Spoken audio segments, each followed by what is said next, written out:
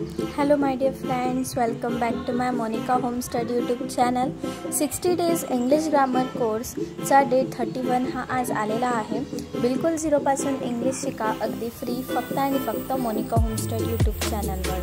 तर मी 3 दिवस झाले व्हिडिओ टाकले नव्हते, तर मी आज पूर्णचे डे 31, 32 आणि 33 मी आजच अपलोड करणार आहे. चला तर मग आपल्या व्हिडिओला आपण सुरुवात करूया. व्हिडिओ सुरुवात करायच्या आधी जर तुम्ही माझ्या चॅनलला अजून सबस्क्राइब केलं नसेल तर लवकर जाऊन सबस्क्राइब करा आणि तुम्हाला फ्री इंग्लिश बाजूच्या बेल आयकॉन दाबायला विसरू नका. आपलं युजेस चालू होतं आपलं पॅसिव्ह वॉइस चालू होतं the past perfect continuous tense. This is used to denote an action that begins in the past and continues through a period of time until some other given past action. आता कधी कधी use करतात आपण since 1999 आपण पाहिलं होतं. पहिलं sentence I had been studying in this school since 1990 म्हणजे आपण आपला पास्ट सांगत आहे आणि त्या पास्टवर आपण आता त्याच रीतीवर चालत आहे, त्याला आपण पास्ट परफेक्ट कंटिन्युअस टेन्सचा वापर करतो. दुसरं सेंटेन्स आहे they had been working here for 10 years. Past सांगत आहे आणि आता सुद्धा ते तिथे काम करतात. सो आपलं नेक्स्ट टेन्स आहे फ्युचर इंडिफायनेट टेन्स. त्यालाच आपण सिम्पल फ्युचर टेन्ससुद्धा म्हणतो. तर त्याचं पहिलं यूज बघा. This is use to donate an action that takes place at some definite or indefinite time in the future. आता एक्झाम्पल बघा त्याच्यातलं पहिलं I shall get first prize at my cost.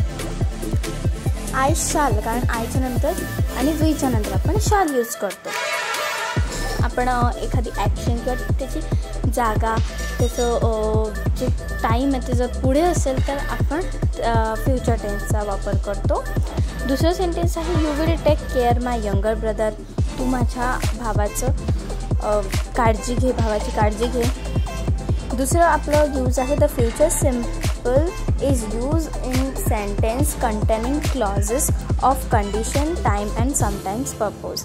If unless किंवा वेनने सुरुवात झालेल्या वाक्यात वर्बचे पहिले रूप असेल तर दुसऱ्या वाक्यात सब्जेक्ट नंतर शाल किंवा विल लावावे.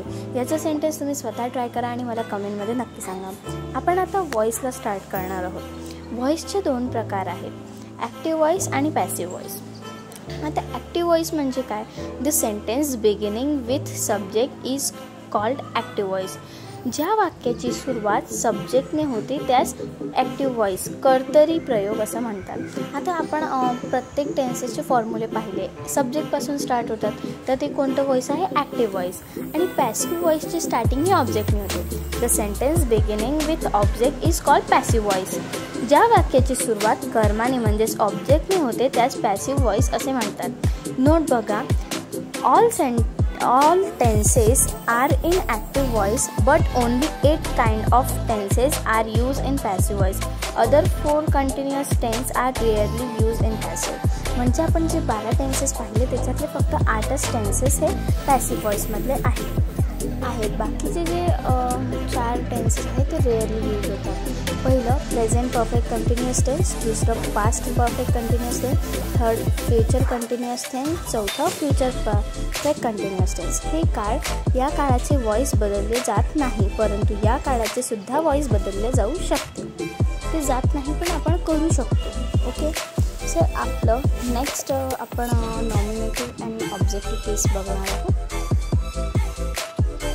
सो इथे नॉमिनेटिव्ह केस आणि ऑब्जेक्टिव्ह केस म्हणजे प्रथमा विभक्ती आणि द्वितीय विभक्ती असे 2 कॉलम केलेले आहेत. नॉमिनेटिव्ह केसमध्ये I, you, they, we, he, she, it हे येतं आणि त्याचंच कन्वर्ट ऑब्जेक्टिव्ह केसमध्ये कसं होतं तर आय म्हणजेच त्याला आपण ऑब्जेक्टिव्ह केसमध्ये बाय मी लिहितो, यू बाय यू, देला कसं लिहिणार तर बाय देम, वीला बाय अस, हीला बाय हिम, शीला बाय हर आणि इटला बाय इट. म्हणजे आता आपण पॅसिव्ह व्हॉइसमध्ये स्टार्टिंगला ऑब्जेक्ट घेतो आणि शेवटून सब्जेक्ट घेतो.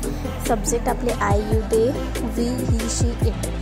सो हे सब्जेक्ट शेवटून न लिहिता बाय मी, बाय यू त्याच्या जागी जे ऑब्जेक्टिव्ह केसमध्ये आहे ते वापरावं लागतं. आपण त्याचे फॉर्म्युले पुढच्या व्हिडिओमध्ये बघणारच आहोत। तर आजच्या व्हिडिओसाठी एवढंच। वॉइसचं आपलं स्टार्टिंग झालेली आहे।